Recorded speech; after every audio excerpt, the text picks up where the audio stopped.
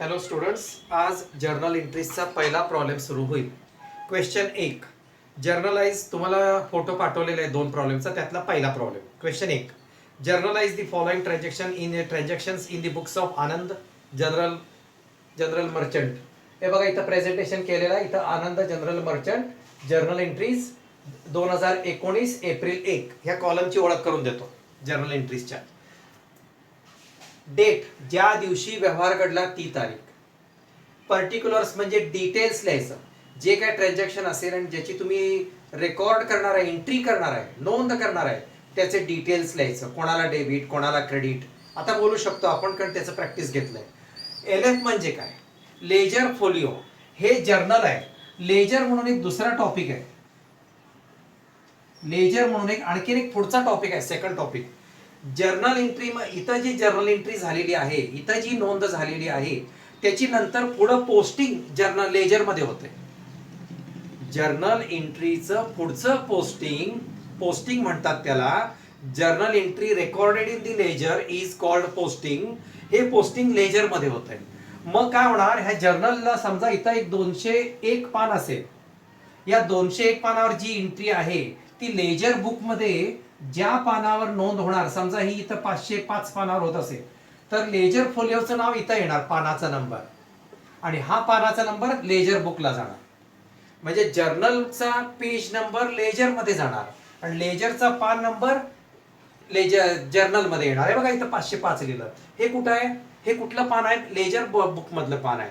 म्हणजे ह्या एंट्रीचं पोस्टिंग, ह्या व्यवहाराचं पोस्टिंग लेजर मध्ये कुठल्या पानावर होणार आहे, ते पेज नंबर इथं लिहायचं आणि इथलं पेज 201 पान नंबर तिकडे लिहायचं.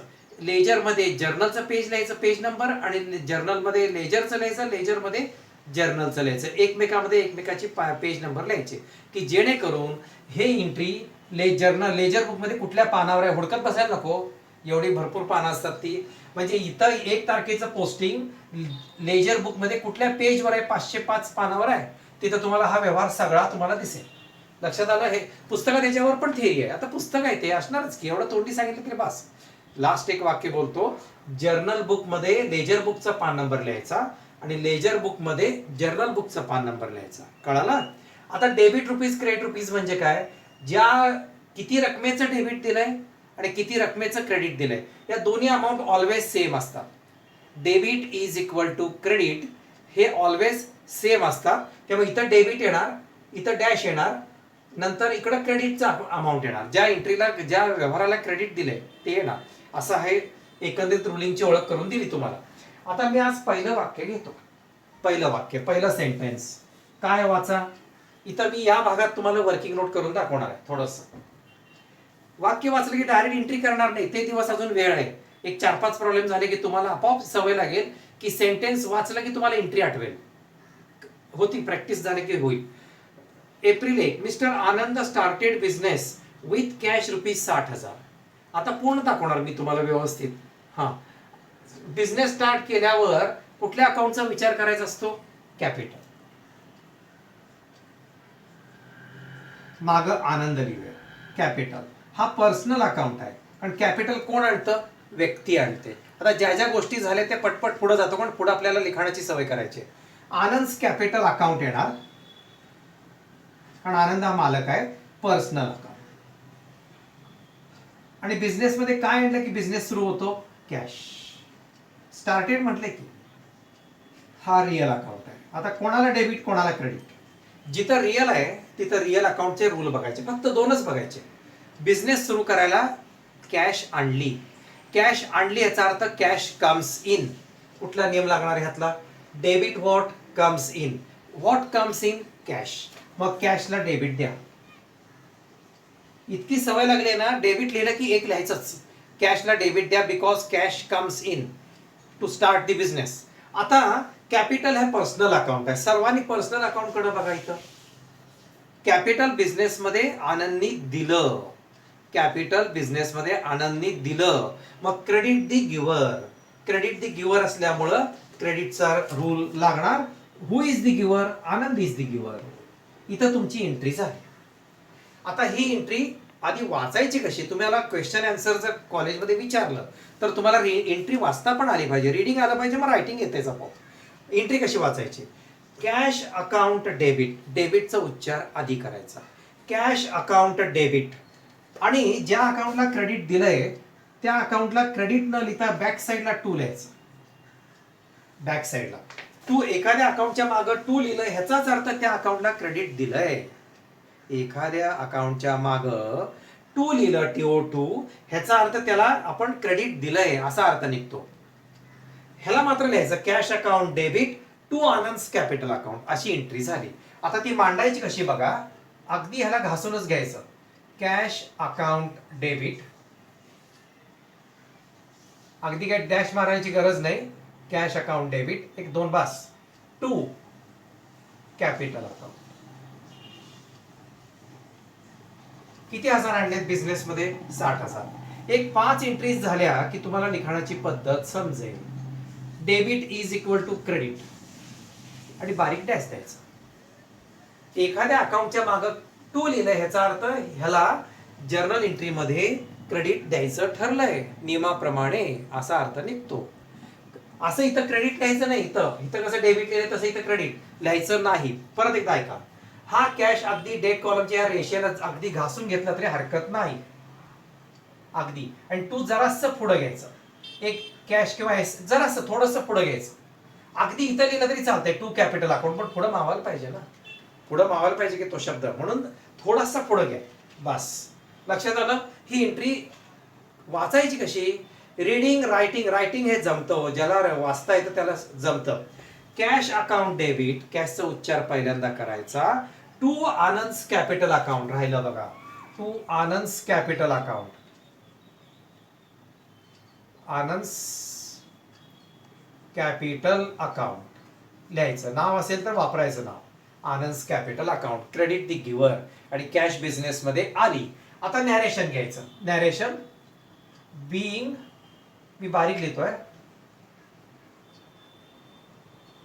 Being started business with cash. Being started business with cash, bus. Narration थोडक्यात लिहायचं असतं, सगळं वाक्याचं उतरवायचं नाही. कॅश आणून बिझनेस सुरू केला. आणि प्रत्येक नॅरेशन झालं की ही रेष मारायची. कुठून कुठं मारली आहे बघा, फक्त पर्टिक्युलर्स मध्ये मारायची. इकडं जायचं नाही मागं आणि इकडं लेजर पोलिओला जायचं नाही, फक्त पर्टिक्युलर्स मध्ये. एकदा प्रेझेंटेशन व्हिडिओमध्ये नीट बघा, तसंच पाहिजे, म्हणजे आपल्याला एंट्री समजून घ्यायला वेळ देता येईल.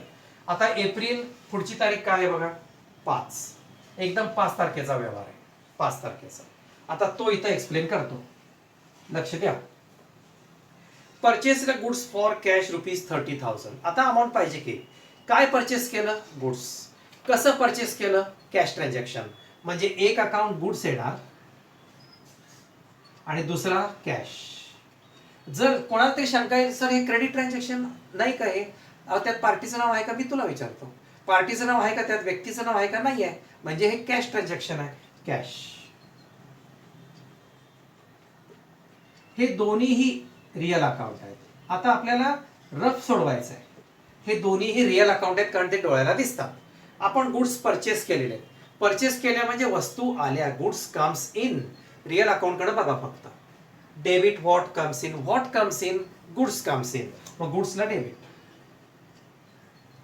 आणि हा रोखीचा कॅश ट्रान्झॅक्शन असल्यामुळं goods comes in and cash in exchange of that cash goes out. म्हणजे हा क्रेडिटचा रूल लागला बघा. Credit what goes out, what goes out, cash goes out. झालं. आता हे असं कच्चं थोडा दिवस सोडवा. तुम्हाला जोपर्यंत कॉन्फिडन्स येत नाही तोपर्यंत सोडवा, म्हणजे ह्याच्यातनं आपल्याला ठरेल की कोणाला डेबिट कोणाला क्रेडिट. आता ह्यात अजून एक प्रश्न आहे, या गुड्सला रिप्लेस काय करायचं सांगा? या गुड्सला दुसरा शब्द कुठला घ्यायचा? हा व्यवहार कशाचा आहे? परचेसचा आहे. म्हणजे गुड्सला रिप्लेस कोण येणार? परचेस अकाउंट येणार. Purchase means goods purchase. मग आता ही एंट्री वाचायची कशी? आता गुड्स शब्द उच्चारायचा नाही. गुड्स शब्द फक्त नियम लावण्यापुरता घ्यायचा, पण नंतर परचेस आणि सेल भाषा वापरायची. मग परचेस अकाउंट डेबिट आणि ज्याच्या मागं ज्याला क्रेडिट आहे त्याच्या मागं काय लिहायचं असतंय? 2 लिहायचं असतंय. 2 लिहिलं ह्याचाच अर्थ त्याला जर्नलमध्ये क्रेडिट द्यायचं ठरलंय. कोणतरी म्हणेल असं का? अकाउंटचा रूल आहे. एखाद्या अकाउंटच्या मागं बॅक साईडला जर 2 लिहिलं तर ह्याचा अर्थ त्या कॅशला क्रेडिट दिलंय रूल प्रमाणे. मग ही एंट्री वाचायची कशी? Reading, purchase account debit to cash account. Purchase account debit, purchase अगदी याला घासूनच घ्यायचं. परचेस अकाउंट डेबिट अगदी डेबिट कडेला, हे नाही लिहिलं तरी चालतं, एक 2 द्यायचं फक्त. To cash account, to cash account. Narration देतो, कळालं ना वाचन. Purchase account debit to cash account, to दिलं ह्याचाच अर्थ ह्याला क्रेडिट द्यायचं ठरलंय. हा, ह्याला नॅरेशन घ्या. बीइंग गुड्स परचेस्ड, बस. Being goods purchased. पुढची डेट काय आहे? 7. वाचा ट्रान्झॅक्शन 7 तारखेचं. एक कच्चा पेपर घ्यायचा आणि त्याच्यावर असं प्रॅक्टिस करत करत सोडवायचं. वहीतलं पान खराब करायचं नाही, एक रफ पेज घ्यायचं आणि त्याच्यावर मी आता सोडवून दाखवतो तसं घ्यायचं, सोडवायचं. Sold goods of ₹10,000 to Suresh. सुरेशला माल सेल केलाय, पार्टीचं नाव आहे, ह्याचा अर्थ हे क्रेडिट ट्रान्झॅक्शन आहे. आता मुद्द्याचं बोलू. काय सेल केलं आपण? गुड्स. आणि कोणाला सेल केलं? कारण पार्टीचं नाव घ्यायला पाहिजे. जर सोल्ड आणि परचेसच्या व्यवहारात एखाद्या व्यक्तीचं, पार्टीचं, फर्मचं नाव असेल तर ते घ्यावं आणि ते क्रेडिट ट्रान्झॅक्शन आहे. मग एक गुड्स अकाउंट आणि दुसरा सुरेश अकाउंट. गुड्स रिअल आहे आणि सुरेश पर्सनल आहे. चला डेबिट क्रेडिट ठरवा. पहिला रिअल अकाउंटला नियम लावा. हा, आता हे आजपासून, आज परत एकदा सांगतो, प्रत्येक ट्रान्झॅक्शन मध्ये तुम्ही शॉपकीपर आहात, दुकान तुमचं आहे, त्या दृष्टीने विचार करा. तुम्ही काउंटरच्या आत आहात, तुम्ही मालक आहात आणि तुम्ही हे सगळे ट्रान्झॅक्शन करताय. मग काय घडेल याप्रमाणे इमॅजिन करा, नाहीतर अवघड जाईल. उलटीकडनं विचार कराल तर. आपण गुड्स सोल्ड केलेत. हो, सोल्ड केलेत. सोल्ड केल्यावर काय झाले? गुड्स तुझ्या दुकानातनं 10 किलो साखर विकली. Credit what goes out. What goes out? Goods goes out. Credit. आता सुरेशला काय द्यायचं? आम्ही ते गुड्स कोणाला सेल आउट केले? आपण ते गुड्स कोणाला सेल आउट केले? Personal account. बघा, आम्ही जे गुड्स सेल केले ते कोणीतरी घेतले ना. कोणीतरी घेतले म्हणजे काय येणार शब्द? Receiver. Who is the receiver? Suresh is the receiver. म्हणून सुरेशला डेबिट. सुरेशला डेबिट. रीडिंग कसं होईल सांगा? मी इथनं लांबनच सांगतो रीडिंग कसं होईल. Suresh account debit. हा, अजून एक शब्द. या गुड्सला रिप्लेस कोण येणार आहे? हा व्यवहार कशाचा आहे? हा व्यवहार आहे सोल्डचा. मग गुड्सच्या रिप्लेस कोण होणार? Sales account. आता वाचायचं कसं ऐका. Suresh account debit to sales account. ह्याला क्रेडिट आहे, त्याच्या बॅक साईडला टू लिहायचं असतंय. लक्ष पाहिजे, नीट ऐकलं पाहिजे. हा, मग एंट्री अशी लिहायची. Suresh account debit, Suresh account debit to sales account.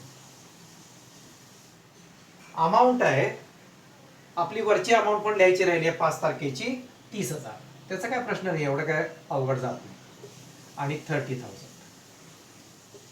इकडं सुरेश 10,000.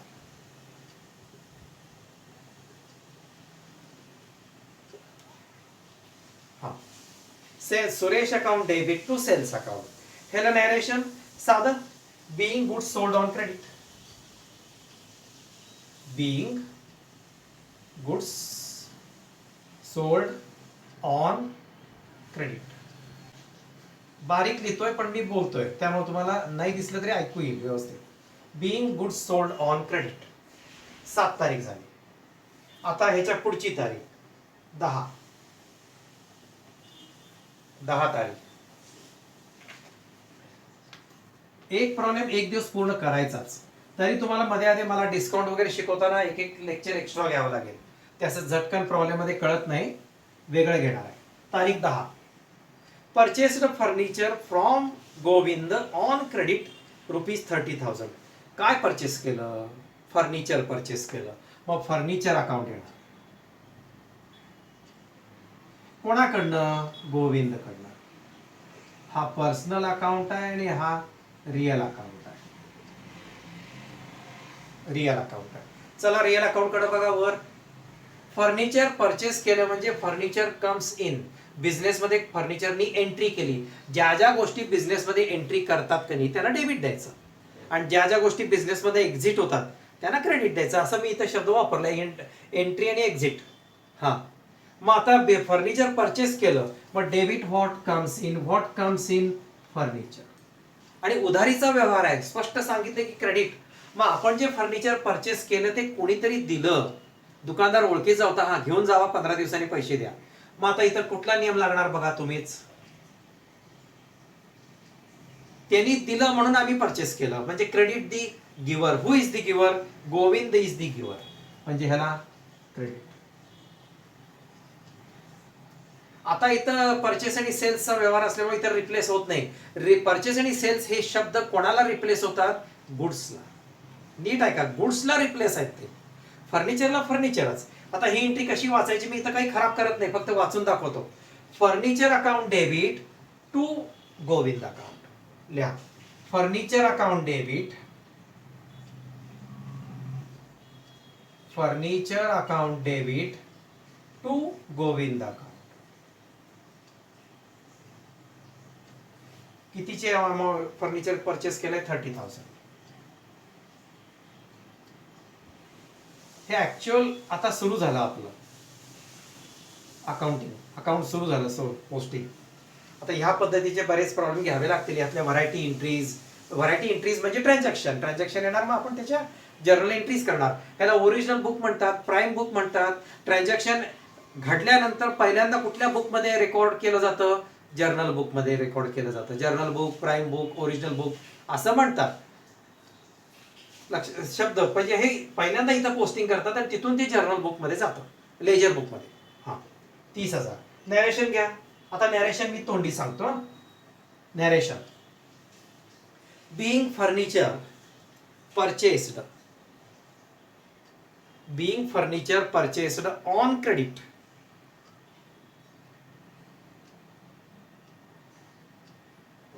On credit. आता बाकीची वाक्य घेऊया. 4 झाले, 4 राहिलेत.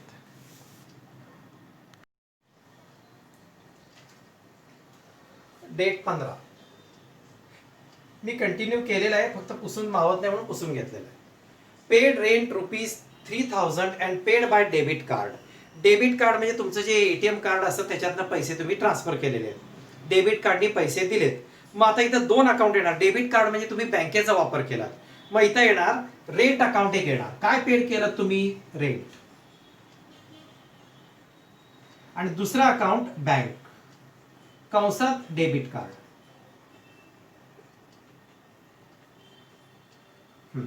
डेबिट कार्डचा उपयोग काय करता? बँक टू बँक ट्रान्सफर करता ना तुम्ही, बँक टू बँक ट्रान्सफर करता, म्हणून डेबिट कार्ड. बँकेचं नाव नाही आहे इथं. रेंट हा नॉमिनल अकाउंट आहे, अदृश्य अकाउंट आहे. कोणाला पटत नसेल, नाही सर हे व्यक्तीचं नाव आहे, मग ती व्यक्ती कोण आहे ती मला दाखव, त्याचा आधार कार्ड दाखव त्यात रेंट नावाचा. आणि नाही सर रेंट रिअल अकाउंट आहे, ठीक आहे, या नावाची प्रॉपर्टी आणून दाखव, या नावाची प्रॉपर्टी रेंट. जे रिअल नाही, जे पर्सनल नाही ते नॉमिनल. हा, आणि बँक ही एक संस्था आहे, फायनान्शियल इन्स्टिट्यूशन आहे, त्यामुळे हा पर्सनल आहे. तुम्ही म्हणाल आता ह्यात कोणाला नियम लावलेलं बरं? माझ्या मते आता तरी इथं नॉमिनलला लावा. तुम्ही रेंट पेड केलं, तुम्ही भाडं दिलं, भाडं देणं हा तुमचा काय आहे? फळ्यावर 2 ऑप्शन्स आहेत, एक्सपेन्सेस आहे का इन्कम आहे, तुम्ही ठरवा. तुम्ही भाडं दिलं, तुम्ही नाश्ता केला आणि हॉटेलच्या मालकाला पैसे दिले, नाश्त्याचे 100 रुपये दिले, हा तुमचा काय आहे? तुमचा बघा, त्याचा बघू नका, तुमचा तो खर्च आहे. म्हणजे इथं रेंट दिलं, पेड आहे, हा आपल्या बिझनेसचा खर्च आहे. म्हणजे रेंटला काय येणार? डेबिट. रेंटला डेबिट येणार. आणि डेबिट कार्ड म्हणजे बँकेच्या थ्रू दिलेत, मग ते भाडं तुम्ही दिलं, पण तुमच्या वतीनं ऑन बिहाफ ऑफ अस ते भाडं कोणी पेड केलं? आपल्या वतीनं ऑन बिहाफ ऑफ बँकेनं पेड केलं. मग पर्सनल अकाउंटचा नियम बघा, who is the giver? On behalf of us. मग कोण आहे paid? Credit the giver, bank. मग 2 नंबर ह्याला बँकेला. डेबिट कार्ड म्हणजे बँक थ्रू झालं, बँक थ्रू ट्रान्सफर म्हणा, गुगल पेनी, पेटीएमनी स्कॅन करून QR कोड कुठलंही, मग तिथं बँकेचा संबंध आला ना. तुझ्या हातातनं कॅश गेली का नाही, मग त्यामुळे बँक घ्या. बर एंट्री वाचायची कशी? डेबिटचा उच्चार पहिला करायचा, rent account debit to bank account. Credit दिलं की त्याच्या बॅक साईडला टू लिहायचं. मग लिहा rent account debit to bank account. Bank account किती भाडं दिलंय त्यानं? 3000.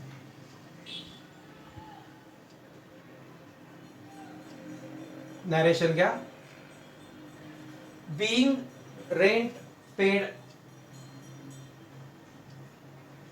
by debit card. being rent paid by debit card. आता 21 लक्ष द्या. लगेच तुम्ही सेंटेन्स वाचून ठेवाच. मला अपेक्षा आहे तुमच्याकडनं हे 2 अकाउंट तुम्हाला ओळखता आले पाहिजेत आणि त्यांची नावं. डेबिट क्रेडिट अजून मीच ठरवणार आहे. डेबिट क्रेडिटचं प्रॅक्टिस व्हायला 4-5 गणितं व्हायला पाहिजेत. तरी काही जणांना जमलं तर जमलं, चांगली गोष्ट आहे. पण ह्या पहिली स्टेप आणि ही दुसरी स्टेप तरी तुम्हाला आली पाहिजे आता. हा okay. Purchased goods from Urmila. काय परचेस केलं? गुड्स. Real account. पुढे वाचा. On credit ₹70,000. पार्टीचं नाव आहे आणि ऑन क्रेडिट आहे, क्रेडिट ट्रान्झॅक्शन आहे. जर ट्रान्झॅक्शन क्रेडिट असेल तर पार्टीचं नाव घ्यायचं. घ्या उर्मिला. Personal account. गुड्सला नियम लावा आणि फक्त रिअल अकाउंट कडे बघा. गुड्स परचेस केले त्याचा अर्थ गुड्स कम्स इन. बिझनेस मध्ये गुड्स आले. Debit what comes in. Debit. आणि आपण ज्या गुड्स परचेस केल्या त्या कोणीतरी दिल्या ना. मग पर्सनल अकाउंटचे 2 रूल बघा. त्यातला कुठला लागणार रूल? आपण जे गुड्स परचेस केल्या त्या कोणीतरी दिल्या. हु इज द गिव्हर. किंवा असा आहे इथं 1 नंबरचा नियम लागला की इथं 2 नंबरचा, पर्सनलचा 2 नंबरचा नियम लागणार. तरी आपण खात्री करूया ना. Who is the giver? Urmila is the giver. त्यामुळे पर्सनलचा सेकंड रूल लागतोय. पर्सनलचा सेकंड रूल. आता मला सांगा या गुड्सला रिप्लेस काय होणार? हे ट्रान्झॅक्शन कशाचं आहे? परचेसचं आहे. मग गुड्सला रिप्लेस शब्द कुठला घेऊया? परचेस. ही एंट्री वाचा. वर्गात असतं तर तुम्हाला असं सगळं वाचायला लावलं असतं समोर. ओळीने प्रत्येकाने entry read, how to read वाचायला लावायचं. वाचलं की लिखाण काय जमतंय ते. ही एंट्री कशी वाचायची? Purchase account debit to Urmila account. लिहा. परचेस अकाउंट डेबिट, फक्त 2च डॉट द्या, to Urmila account. Purchase account debit to Urmila account. Narration घ्या. being goods purchased on credit. being goods purchased on credit.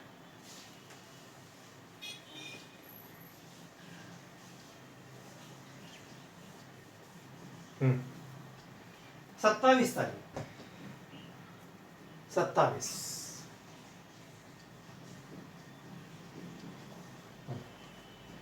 Paid for transport ₹1,000 to United Transport. United Transport म्हणजे ट्रान्सपोर्टची company आहे. Paid केलेलं आहे. Transport म्हणजे वाहतुकीचं भाडं पेड केलं. पेड केलं म्हणजे तुमच्याकडनं काय गेले? कॅश. हा रिअल अकाउंट आहे. आणि ट्रान्सपोर्ट हा खर्च आहे. ट्रान्सपोर्टचे व्यवहार उधारीचे नसतात. नॉमिनल अकाउंट आहे. परत एकदा सांगतो. पेड म्हणजे की कधीही लक्षात ठेवा, पेड आणि रिसिव्ड म्हटलं नीट लक्षात ठेवा. आता काही काही गोष्टी सांगायला सुरू करतो. ट्रान्झॅक्शन मध्ये पेड किंवा रिसिव्ड असेल तर एक अकाउंट कॅश निवडा. रिसिव्ड म्हणजे पैसे आले, पेड म्हणजे पैसे दिले, कॅश अकाउंट निवडा. मग दुसरा अकाउंट त्या वाक्यावरून ठरवा. ट्रान्सपोर्ट हा खर्च आहे. मग ट्रान्सपोर्ट हा खर्च असल्यामुळं नॉमिनल अकाउंटला घेत नाही. मग त्याला असं करूया का? ट्रान्सपोर्ट चार्जेस म्हणूया. आपण वाढवूया त्याला काय? Nominal account. सांगा कॅशला नियम कुठला लागेल? वरचा बघा, रिअल अकाउंट बघा. आपण ट्रान्सपोर्टचा खर्च दिला. आपण ट्रान्सपोर्टचा खर्च दिला म्हणजे आपल्याकडनं cash goes out. Cash goes out. त्यामुळं कॅशला क्रेडिट. आता सर्वांनी नॉमिनल अकाउंट कडे बघा. आपण वाहतुकीचं टेम्पोचं ट्रकचं भाडं दिलं, हा आपला काय आहे? हे आपला एक्सपेन्सेस आहे का इन्कम आहे? आपण ट्रान्सपोर्ट, तुम्ही स्टेशनवरनं रिक्षानी घरी आलात, रिक्षावाल्याला तुम्ही ऑटो चार्जेस 50 रुपये 60 रुपये दिलात, तर ते तुमचं काय आहे? रिक्षामध्ये बसणाऱ्याचं खर्च आहे. मग तसं इथं ट्रान्सपोर्ट चार्जेस काय आहेत? नॉमिनलचा पहिला रूल, debit all expenses and losses. Entry वाचायची कशी? पुन्हा एकदा सांगतो, लास्ट. कॅशला credit because cash goes out. Transport चार्जेसला debit because it is an expenses of the business. हा आपल्या बिझनेसचा खर्च आहे म्हणून डेबिट हा रूल लागला. हा पहिला. चला एंट्री लिहा. Transport charges account debit.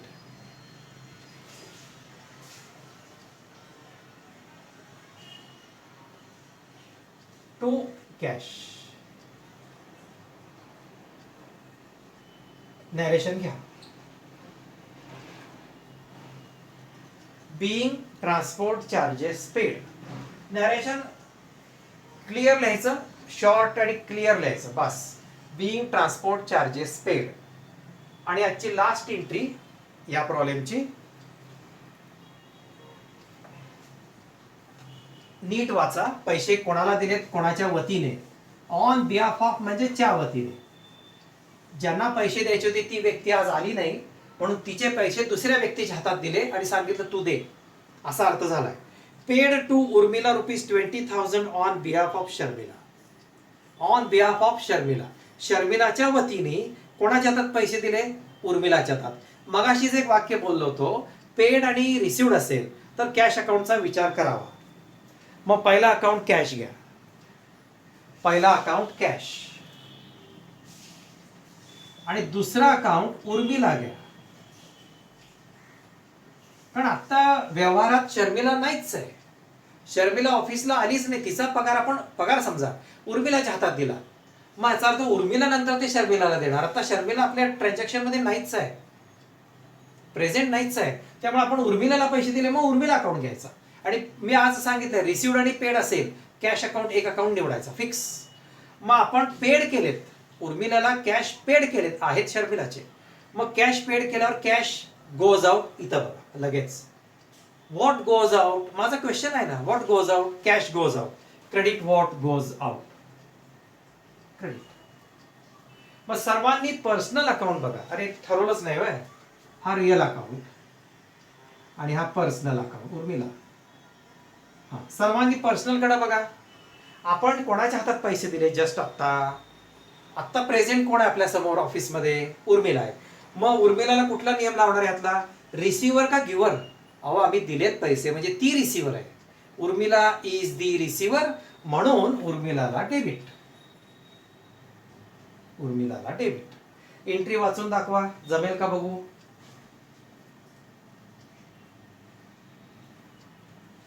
Rate Urmila account debit. रेटचा काय संबंध आहे? Urmila account debit to cash account. इथं मागं टू लिहायचं. लिहा. Urmila account debit to cash account. Amount किती आहे? वरती सगळ्या अमाऊंट लिहायच्या राहिल्या का? लिहूया. 30 तारीख. 30 तारखेला किती अमाऊंट आहे? 20,000. वरच्या अमाऊंट 27 तारखेला 1,000 आणि 21 तारखेला 70,000. डेबिटला 70, क्रेडिटला 70. एवढं काही विशेष नाही येते राहिलं तर. बरं, परत एकदा हे लास्ट वाक्य सांगतो. इथं शर्मिला आपल्या ट्रान्झॅक्शन मध्ये नाहीच आहे, प्रेझेंटच नाही, ॲब्सेंट आहे. मग सध्या तुम्ही हातात कोणाचे पैसे दिलेत? उर्मिलाच्या, ऑन बिहाफ ऑफ शर्मिला. आणि शर्मिलाला फोन करून सांगितले तुझे पैसे उर्मिलाकडे दिलेत. हा त्या म्हटली दिले. Debit the receiver. Urmila is the receiver आणि आपली कॅश गोज आउट. म्हणून Urmila account debit to cash. Narration being cash paid. Being cash paid to Urmila. लिहायला पाहिजे सगळं. Being cash paid to Urmila on behalf of Sharmila. On behalf of Sharmila.